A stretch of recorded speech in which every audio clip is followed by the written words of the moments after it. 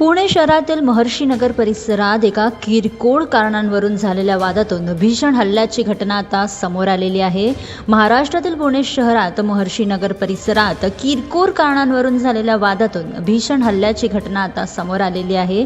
हातगाडी लावण्याच्या वादातून 2 जणांवर धारदार शस्त्राने हल्ला देखील करण्यात आला आहे आणि याच घटनेमुळे आता परिसरात मोठी खळबळ उडाली आहे। ही घटना स्वारगेट पोलीस ठाण्याच्या हद्दीत घडली असून महर्षी नगर परिसरात हातगाडी लावण्याच्या कारणावरून स्थानिक हॉटेल मालक आणि काही तरुणांमध्ये वाद झाला आणि आधी केवळ बाचाबाची सुरू होती, मात्र काही वेळातच हा वाद चिघळला आणि त्याचे रूपांतर मारहाणीत झाले आणि आरोपीने संतापाच्या भरात धारदार शस्त्राने हॉटेल मालकावर आणि त्याच्या कामगारावर हल्ला देखील केलेला आहे। पुणे शहरातील महर्षी नगर परिसरात किरकोळ कारणांवरून झालेल्या वादातून भीषण हल्ल्याची घटना आता समोर आलेली आहे।